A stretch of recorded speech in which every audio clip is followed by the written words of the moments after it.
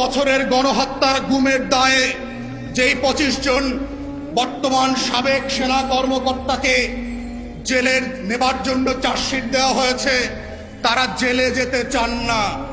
যদিও তারা গুম খুন করেছেন, যদিও তারা সারা বাংলাদেশে 800 আয়না ঘর বানিয়েছেন, যদিও তারা গত 16 বছরে লক্ষ লক্ষ রাজনৈতিক নেতা কর্মীর আঙ্গুল উপড়ে দিয়েছেন, ট্রেড লাইনের উপরে লাশকে দ্বিখণ্ডিত করে দিয়েছেন, আমার মাদ্রাসার ছাত্র এবং শিক্ষক ভাই বোনদেরকে শুধুমাত্র দাড়ি টুপির কারণে ধরে নিয়ে জঙ্গি বানিয়েছেন।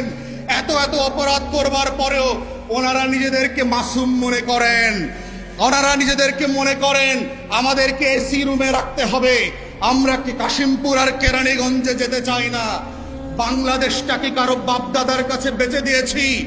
গণ অভ্যুত্থানের পরের বাংলাদেশে প্রধান বিচারপতি যদি জেলে যেতে পারে, প্রধান নির্বাচন কমিশনার যদি জেলে থাকতে পারে, সাবেক এমপি মন্ত্রী আমলারা, সচিবরা, ডিসিএসপিরা যদি জেলে থাকতে পারে, প্রজাতন্ত্রের কোন কর্মচারীকে এসি রুমের কোন জেলার এই নির্দেশনা আমরা মেনে নেব না।